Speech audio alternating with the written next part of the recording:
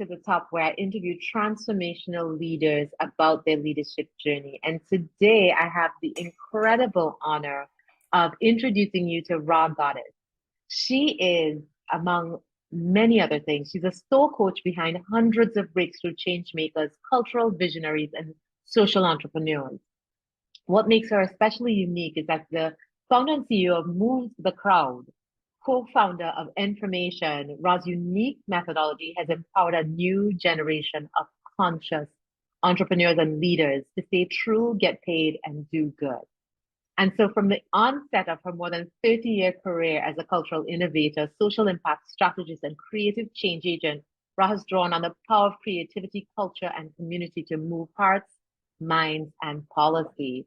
Her work has focused on issues of racial justice and equality, leadership, electoral politics, offender aid and restoration, mental health and youth and women's empowerment, and contributed to the initiatives that have impacted millions of lives. She also has a best-selling book, The Calling, Three Fundamental Shifts to Stay True, Get Paid, and Do Good, published by St. Martin's Press. And it's a step-by-step guide for finding your purpose and making your most profitable contribution. Welcome, Rha. Thank you so much, Racquel, for having me. It's my joy to be here. Wonderful. So is there anything else that not that there's anything else that we should add to your introduction, but is there anything else that you want us to know about you before we launch into this conversation? Just that I'm sure we'll get into it, just that I am a lover of people and a deep, deep believer in the power of the human spirit. And that's really for me where it begins and ends.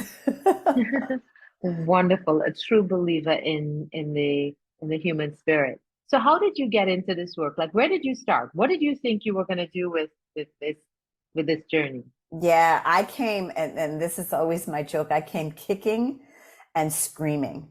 And I want to say that to all the reluctant leaders out there, the people who, have a passion for what they want to do, but maybe are still kind of on the fence about it. And Racquel, we know that happens more often than maybe, we'd like. I am one of those reluctants. I came kicking and screaming. I thought that I was going to have a very sort of basic career. I was in the field of chemistry and computer science. So shout out to all the geeks out there as in corporate and fighting the good fight, and Spirit Source had other plans for me, and I got moved into the direction of leadership and motivation, and really fascinated with just the way that we either triumph or fall, and what are the conditions and the circumstances that contribute to whether or not we triumph or we fall as people. And having the honor and privilege to be in various kinds of environments, from being in remote villages in Africa to being in incarcerated facilities to being in the sort of shellacked halls of Midtown Manhattan and everything in between, what was the common denominator was the human spirit. What was the common denominator was our humanity. And I became fascinated with the human journey, and that's what really has been my calling. So tell me about growing up. Where did you grow up? So I was born in just outside of New York City, in New Rochelle, New York. Right. I was what I call a change of life baby, born into the intersection of civil rights and hip hop. My parents were born in the 1920s. And survived 2 decades of Jim Crow segregation in America. Your parents? My parents, yeah, born in the 20s, had me in their 40s. And, and I remember very much instilled in us, the commitment to family and community and education. And, my mother, used to have a saying, there but for the grace of God go I. Yeah. And they were always about making a way out of no way. And if you got any advantage, any opportunity, you had a responsibility to make a way for other people. And they really did model that. Like, they didn't just pay lip service to it, they modeled it. And those things, had a deep, deep impression on me at a very, very young age. And so I always felt like my life at some level would be about service. Yeah. But there were lots of, twists and turns along the way, a short stint in corporate America, and then some work in the nonprofit, industrial conflicts, So, and what was ultimately the first social thing that you entrepreneurship. decided? Oh, wonderful. So, what was the first thing that you decided you wanted to do? So, you said, I have to give back. I have to be of service in some way, and that is so amazing to me. Parents born in the 20s, raising this child at the intersection of hip hop and civil rights, and then, the experiences that they would have had and how that would have shaped their parenting of you. So, Yeah. you decide you're leaving school and you're going to do what? Well, it's interesting because at first I thought I was going to be a doctor. Okay. And then I looked at the amount of school. God bless all of our physicians. I just want to say, I looked at the amount of school. I was like, I don't know about all of that. But I was fascinated at the time also by computers. And so I wound up doing an independent major. I went to Vassar and I majored in chemistry and computer science. And there was something about, I think for me, this idea on the chemistry side, this idea of being able to create something out of nothing. So I did a lot in terms of organic chemistry and being in the lab and sort of being able to put these concoctions together and start with these ingredients and then wind up having this whole other different thing happen with these chains of reactions and catalytic energy. And those things fascinated and excited me. And I think that my sense of inquiry, I do feel that my scientific nature sort of is really met by my natural curiosity and sense of inquiry in terms of how things operate and how things work. And I also do think that that's part of the engineering side as well. But I think the computer side of me was really about this idea of also creativity, but creativity in another, this idea of coding where you could sort of write these lines and create functionality and utility out of nothing. And I almost feel like it's this sort of combination of creativity and chemistry and then this idea of sort of order and functionality. And so I think that those aspects of my brain or those parts of my identity are still very much present in what I do now, but it led me to corporate, and I worked in the chemical industry for a Fortune 50 company for many, many years. And then kind of got the memo that that wasn't necessarily kind of where I wanted to be long term. But even in my days in corporate, I was always inspired by the leaders that I saw that I really felt were champions of people. And champion as in the verb, not the noun, but the verb. And I feel like when we look at the most iconic people in our history, that they were all supported by champions whose names we may not know, we may not ever, Yeah. whose faces we may not ever see. Yeah. But they will say from the podiums and the stands and, as they receive their awards and accolades, they will shout out the names of those people who are pivotal. And I was inspired by that kind of leadership.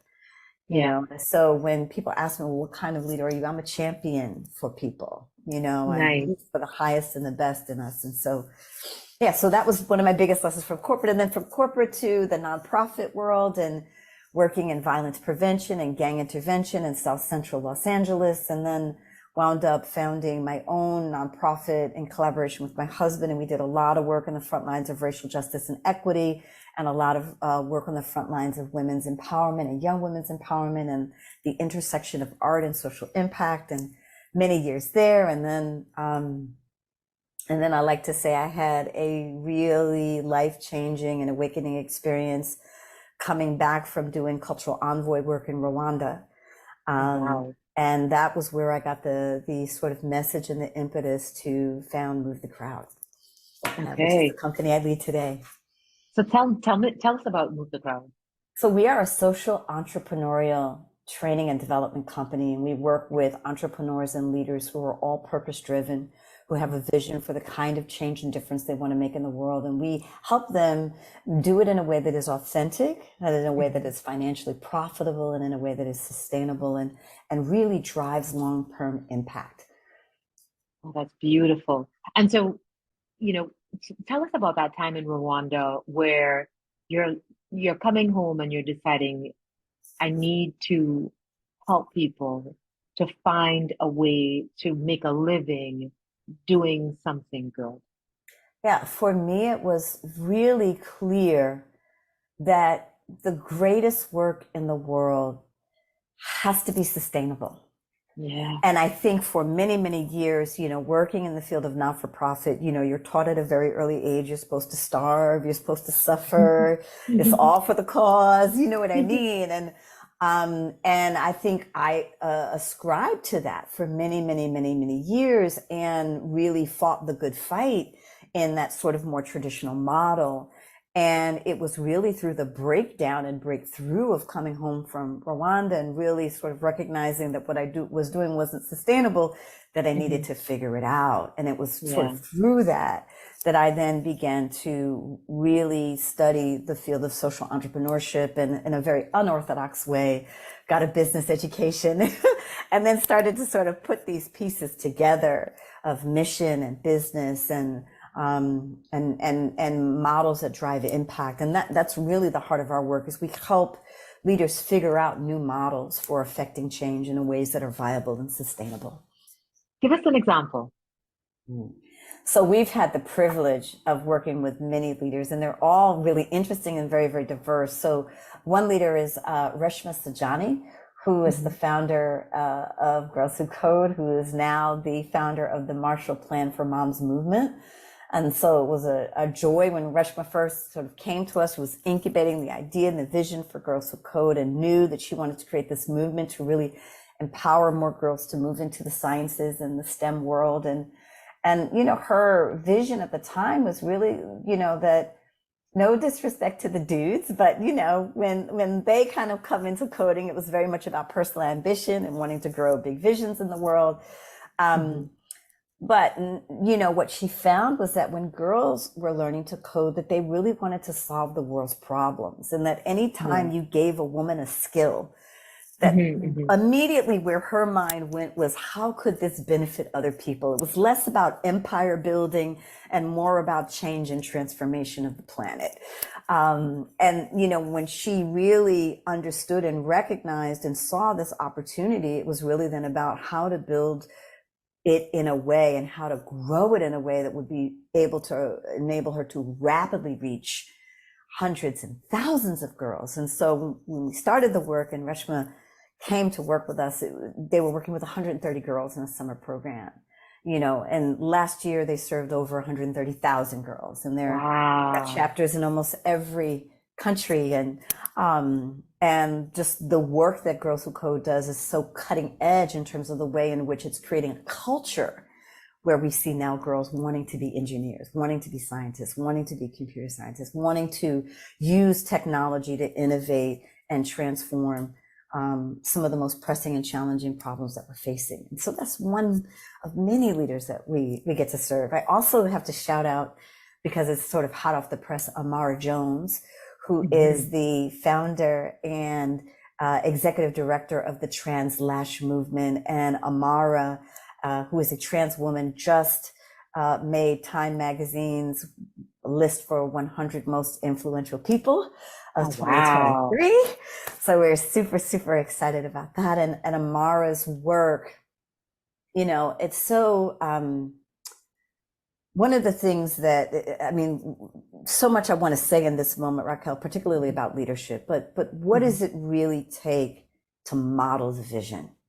I think so much of what we work with our leaders day in and day out around is not just enough to have a great idea about how to make a difference, but it really is about, how do you embody the vision of the idea? How do you embody the innovation and live the innovation?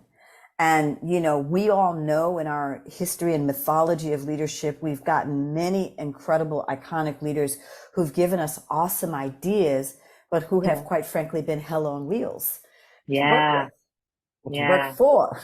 And so, we have we've all read the stories. Listen, we've excused a lot of things in exchange for the contribution. And, and we can argue whether that's right or wrong or good or bad. But what I will say to you is that one of the things that we feel most humbled by is that the leaders work on their interior world as much as they work on the problems of the world.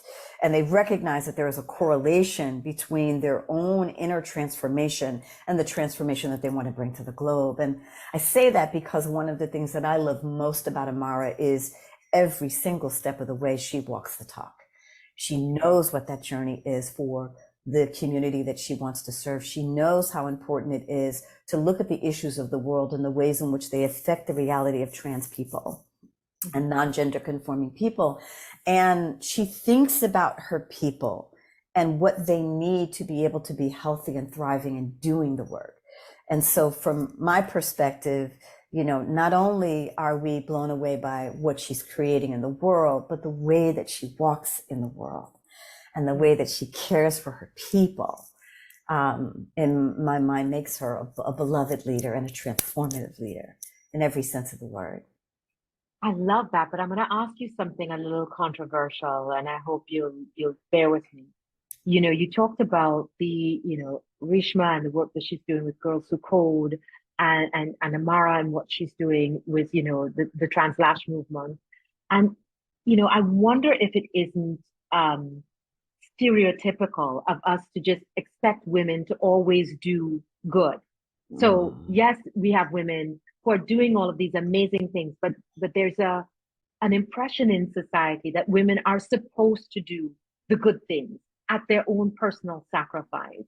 And so by focusing on, yes, you need to work with purpose, and you need to embody the vision. Are we somehow still saddling women with this? If you're not doing it for the good of the people, then you are not worthy. Versus, the men can go off and do, to do for themselves, and so we are always the ones who have to do for everyone.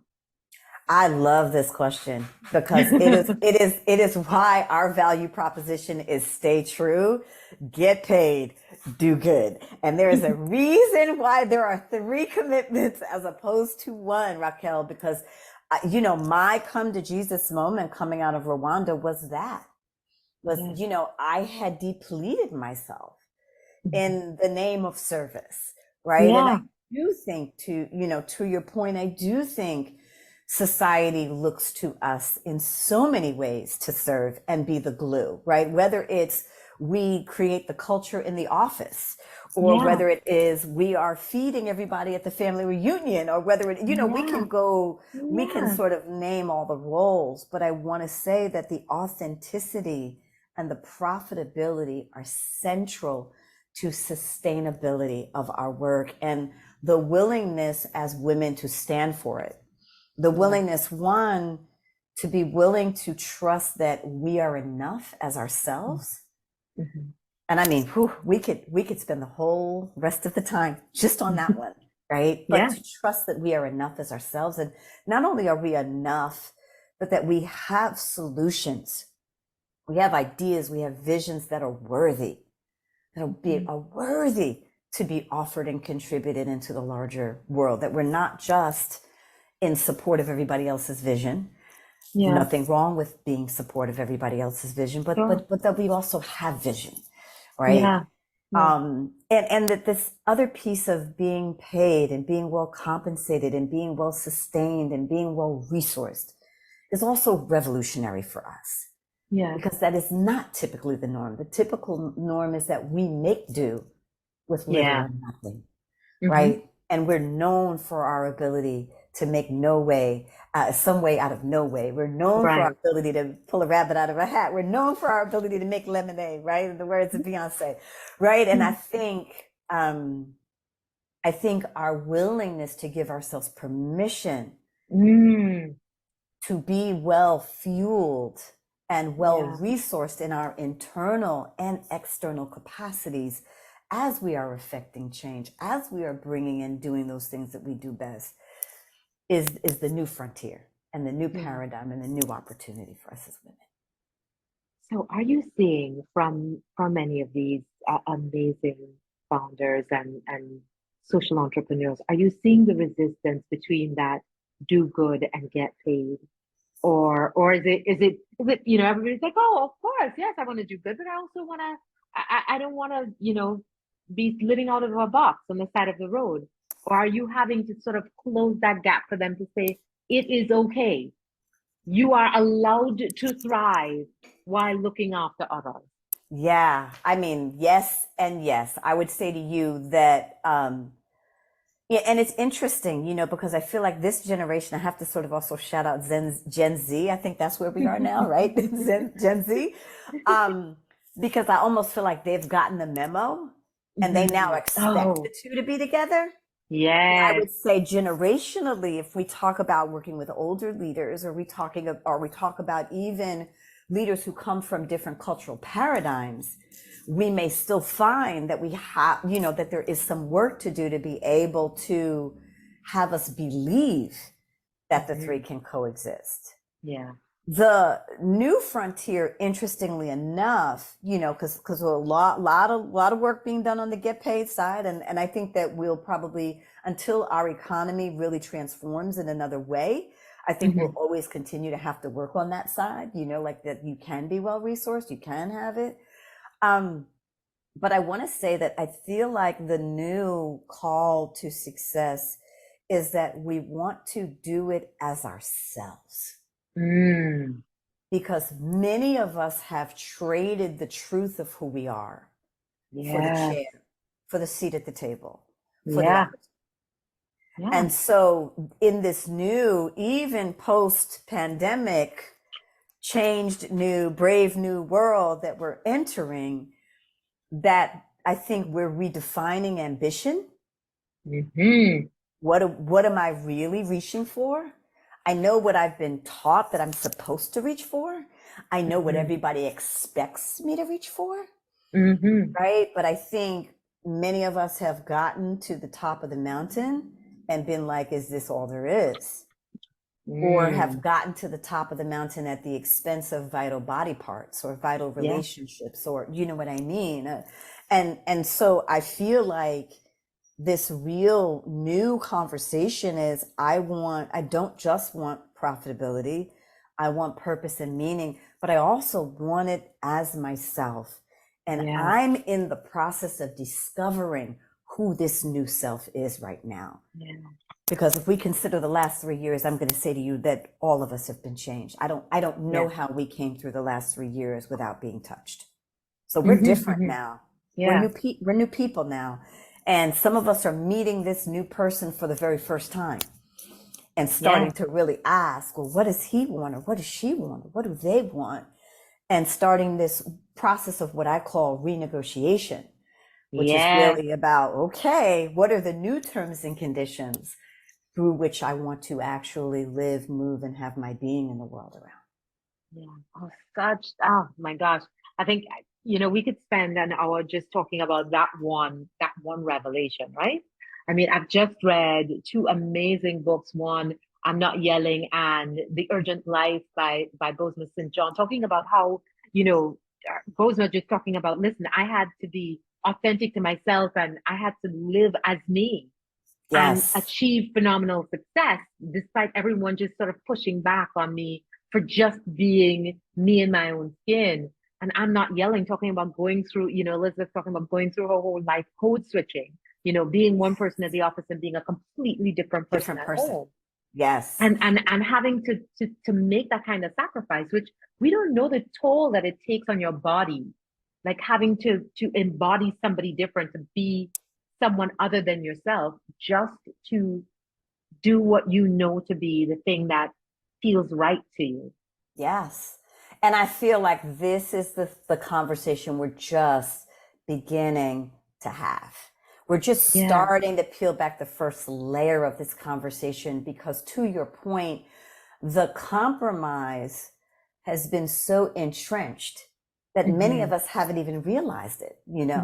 right? And I'm actually in the process of working on the second book, which is all about Yeah. ambition. So we're in this Oh, nice. conversation. I mean, I'm like immersed in this conversation right now. But the thing that I will say is, for many of us, it's been a slow creep.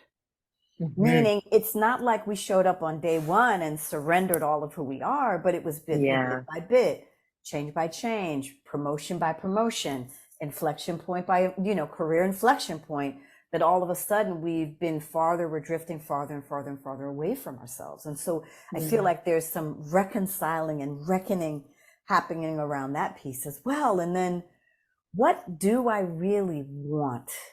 What am Yeah. I really interested in investing in? And I will say that in my experience, the murder of George Floyd Mm. It awakened the conversation of purpose in the human family's consciousness in a way. And we know that these kinds of horrific incidents happen all the time. But Yeah. there was something about this moment and something Being about the, able to see it, seeing yes, the indifference, seeing the, someone murdered on film and the indifference, but a life is just being lost. and the Mhm. mass witnessing of that at a time where I think we felt vulnerable because of our own Mm. humanity and all of what was happening at the time, right? Yeah. Around being quarantined and what does that mean? Because, where in our lifetime had we, had this kind of experience, right? Where everything shut down and we were forced to deal with a lot of things. George Mm. Floyd being one of many. But I feel like people emerged out of the other side of that going, it's not enough for me to just be about my day-to-day existence. Yeah. You know, Life's too being short. being preoccupied with whether or not Starbucks got my latte right. Like Right. I need to be about more. I need to understand, and I need to kind of start to do that inner excavation work to begin to understand what is the more that I'm being called to, and how do I begin to answer that in a way that feels really in alignment with me and where I am and where I want to be, and by the way, where do I want to be? Let's start to think about that. So I feel like we're chewing on these bigger questions. We have some answers, not all the answers. I think in some cases we are still pushing up against the status quo because, the universe abhors a vacuum or a void. And, there are forces that want us to go back to where we were, but there are other forces that want to push us forward, And so I think we're trying to sort all of this out right now. I'm so amazed. And going back to the point that you made about the Gen Zers who seem to intuitively get it, intuitively get like, I don't want to work for somebody who doesn't have purpose. I don't want to work for somebody that doesn't have good values. I don't want to work for somebody who doesn't share my conscience, right? And being willing to like, hey, I'll sit at home. I'll go hungry before I will do something that feels inauthentic. How did they get it? Like, I don't even understand how that process worked because it didn't seem like that was the momentum that we were working towards.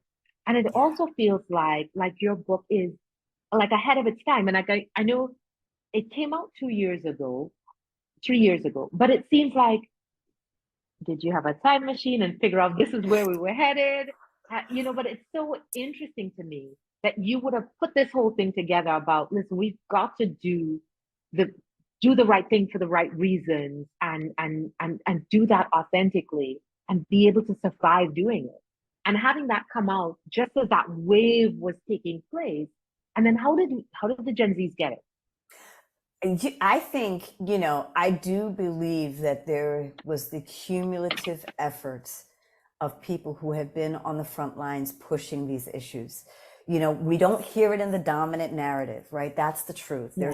And we know there's so much about information and what we get access to and the way that that influences and colors and the degree to which or the quality of the information we get or the accuracy of the info. Mm, There are all kinds of conversations about that.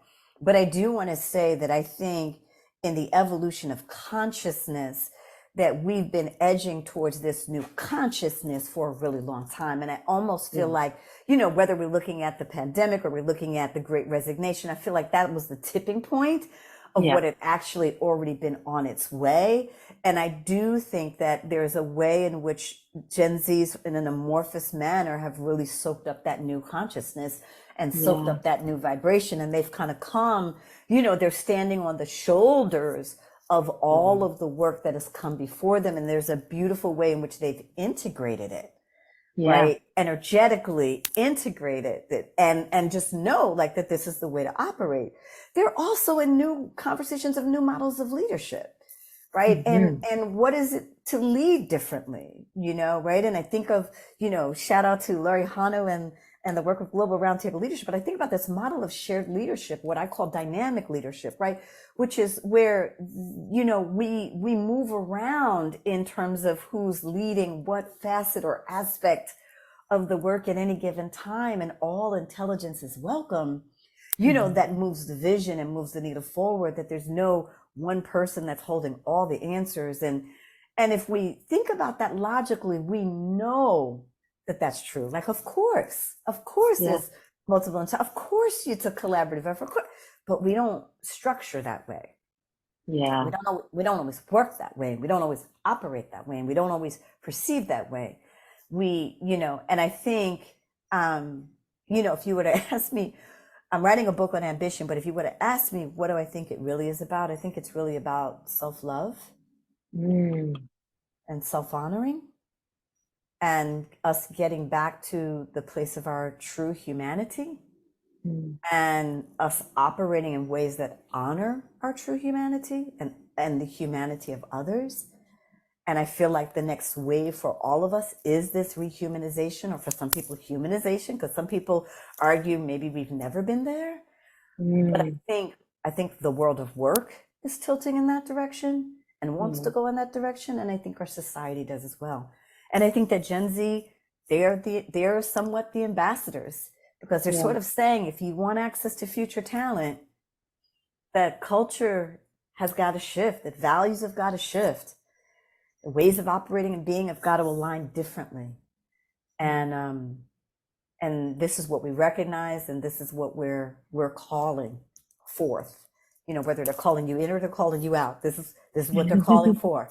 They're calling, and this is what they're calling for. But I think, when you talk about this rehumanization and this ambition, I have wrestled with this question of ambition, not because I have ever lacked it. I promise you, I've always had it, always.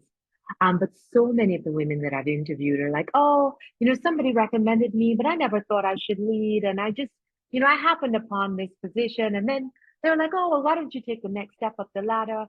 And just recognizing where we are as a society, and the sort of massive dysfunction of where we are. And it is a lack of diversity and lived experience, and lack of care, and lack of values, and lack of all kinds of things that have us in the position that we're in. And now needing to sort of find our way, to lead our way out of that.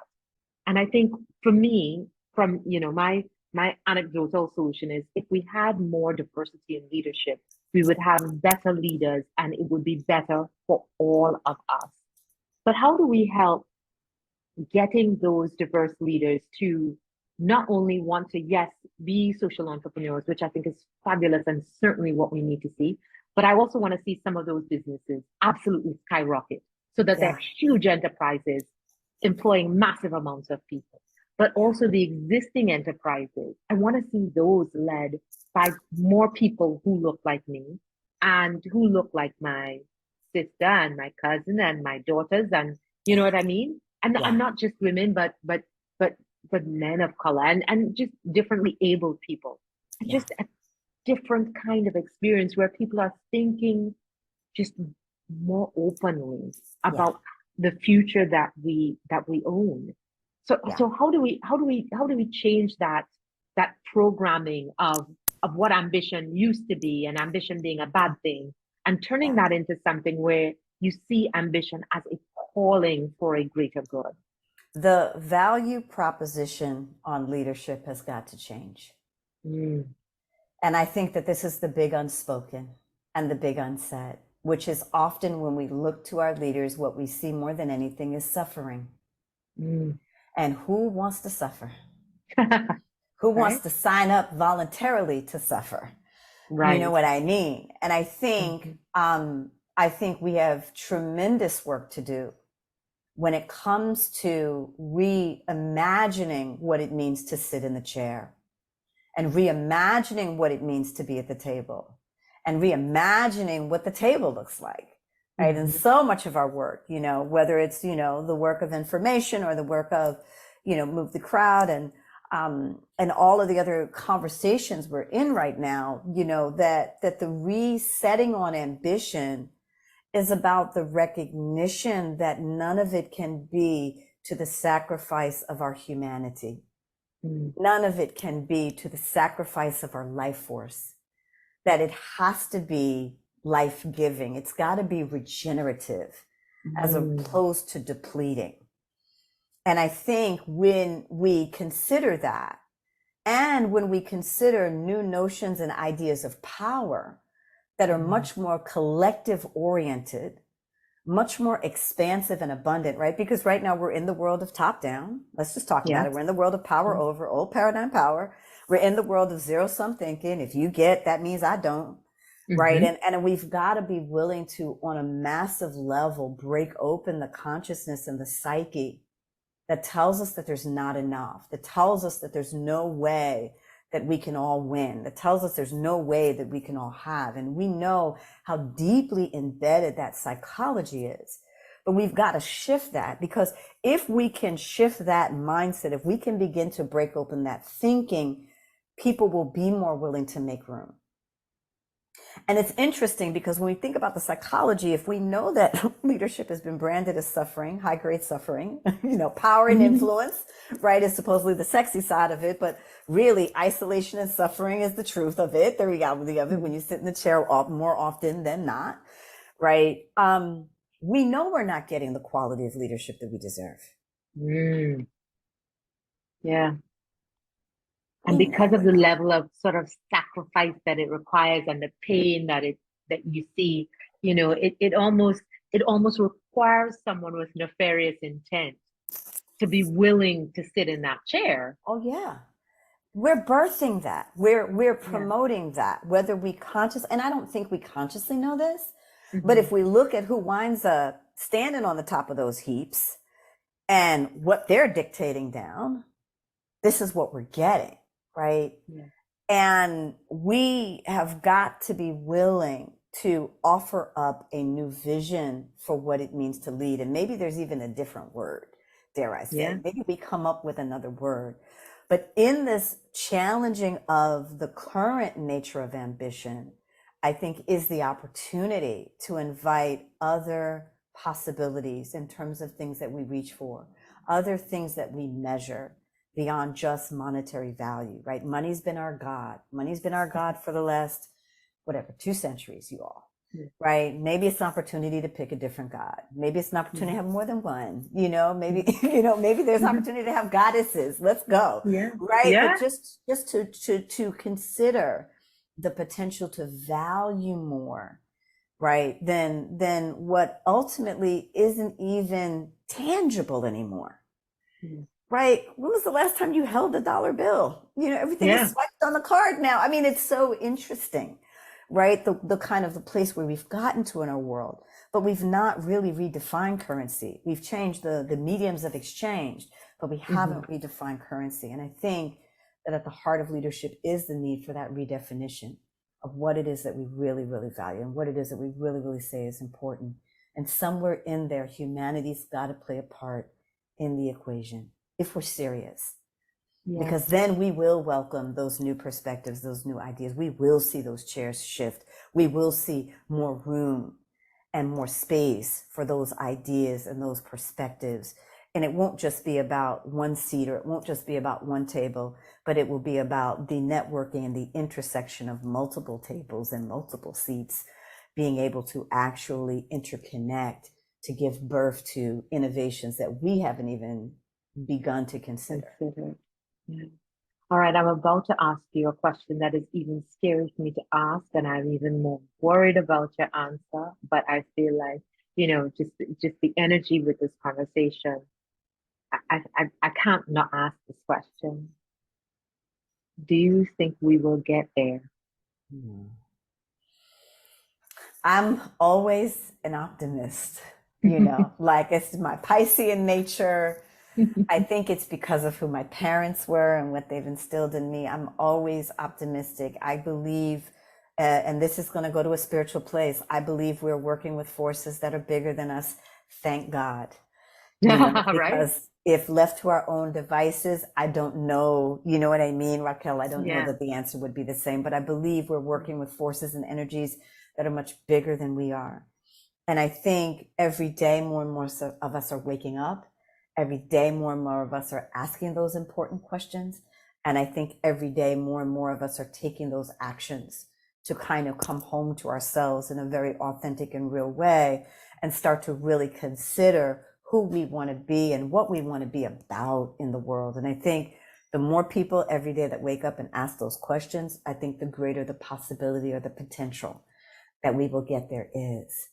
And I think for any leader listening, any CEO, any leader in any seat, sitting in any seat in any organization, because I feel like we're all leaders, truthfully, Yeah.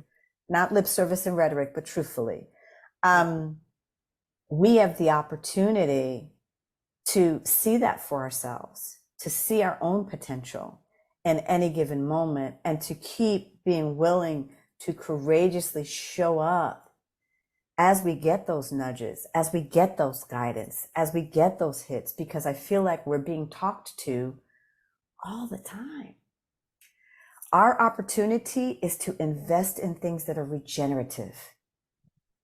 Any form of regenerative technology is the opportunity, because right now, any depletive strategy, the answer is no, we will not. It's clear. Depletive means finite. We will not get there.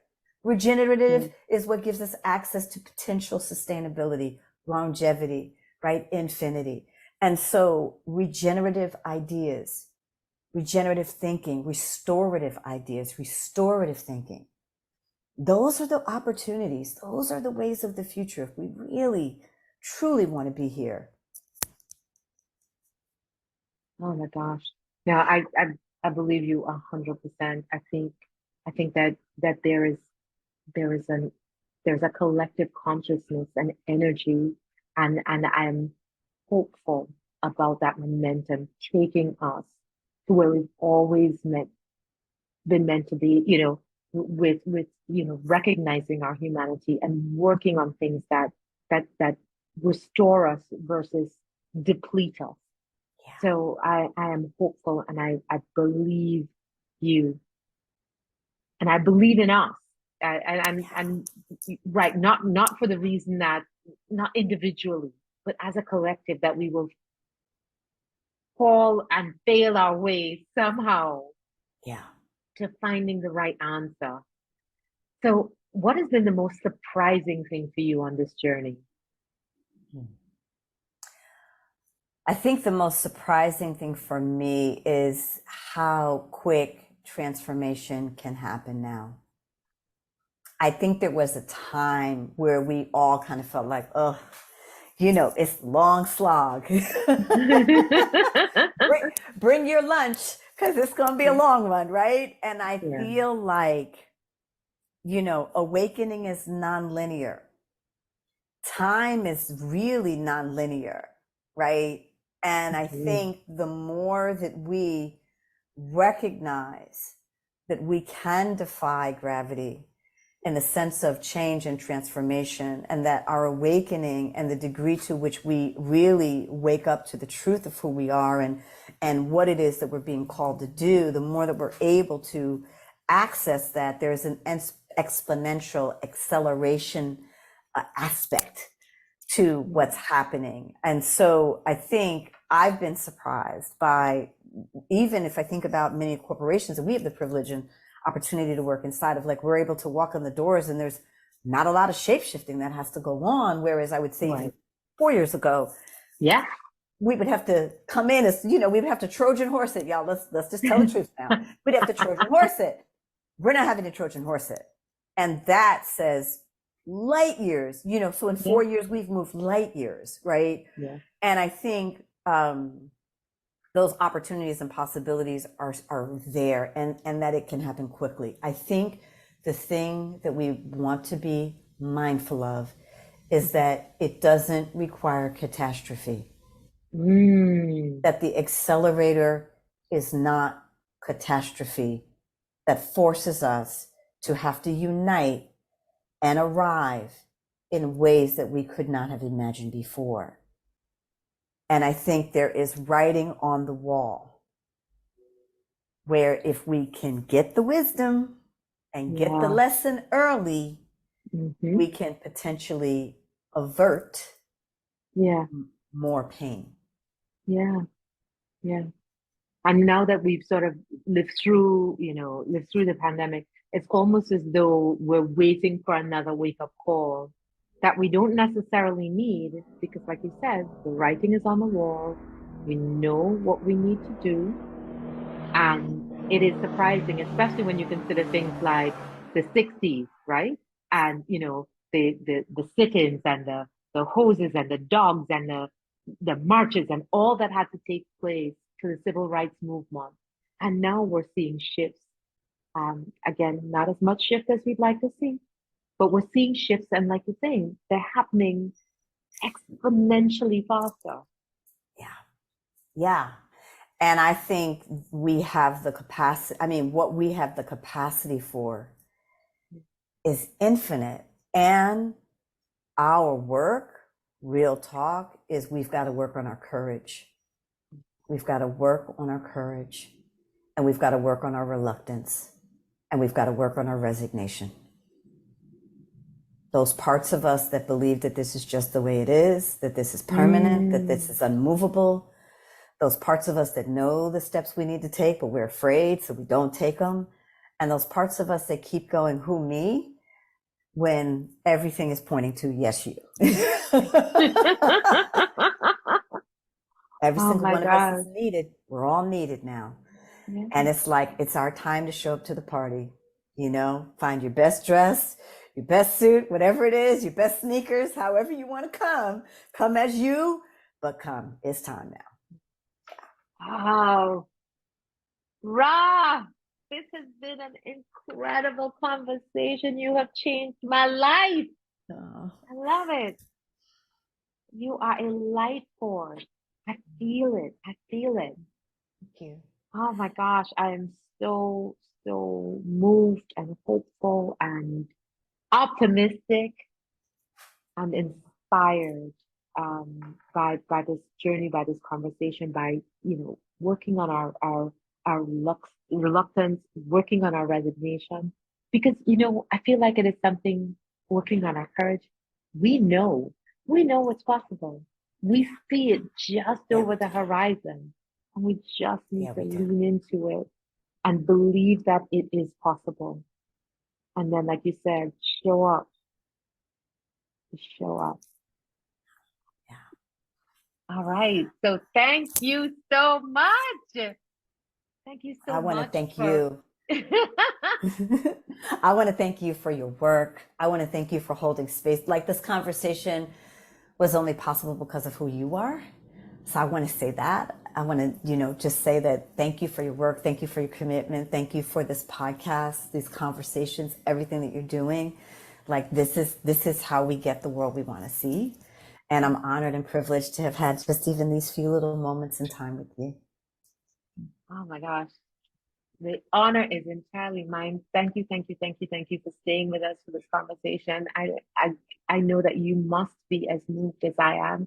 I confessed to Ra that I haven't read the book, but listen to me. This is going to be the one that I start tonight, but not tomorrow, not in 4 hours. I'm starting it like as we're done. I'm going to read this book. I know that it's going to be magnificent. I encourage you to read it too. And if you haven't already subscribed, please subscribe and oh, tell us what you thought about this and whether you think it's possible. I think this is something we can do. I think that we have the power to transform this world. We just need to believe in ourselves and be courageous enough to just show up and do it. Thank you so much for spending the time with us, and I'll see you next time. Bye.